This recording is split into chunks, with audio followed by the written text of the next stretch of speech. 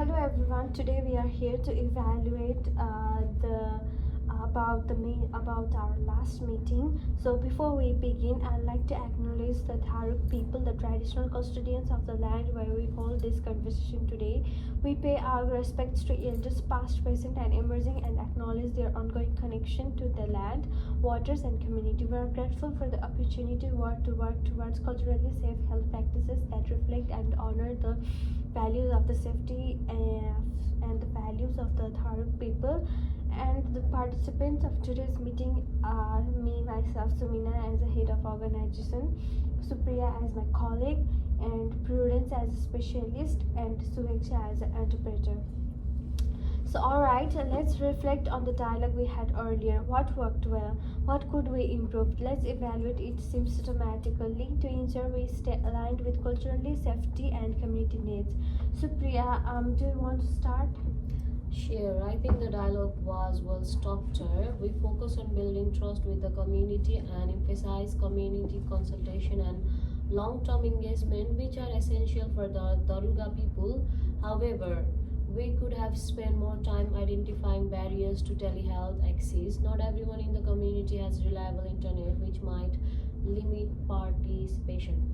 I agree. One strength of discussion was to emphasize emphasis on cultural competence training for all staff. That ensures that workforce is better prepared to engage with indigenous patients. But we could have expanded on integrating traditional healing methods. Offering both Western and indigenous healing options will be a tangible way to respect cultural diversity. Yes, that's a good point. Another area for improvement is communication channels. While we talked about storytelling and face-to-face communication, we didn't discuss the role of visual aids or translated health materials. For some community members, building communication would make health messages more accessible. Great points, all of you. So overall, do you feel that our strategies align with best practices in cultural safety? Yeah, I believe so. The key practice involves elders, building participants, providing mobile health services, and co-developing solutions are all aligned with the core principle of cultural safety. The biggest challenges is consistency. It's easy to get things right initially, but we need to this practice long-term across all level of organization. We also need to ensure that all departments are involved in cultural safety, not just the health stream. Every interaction with the community, whether it's administrative or clinical, should reflect the same principles of respect and inclusiveness. This will requires continuous training and policy monitoring to make sure the strategies are consistently implemented.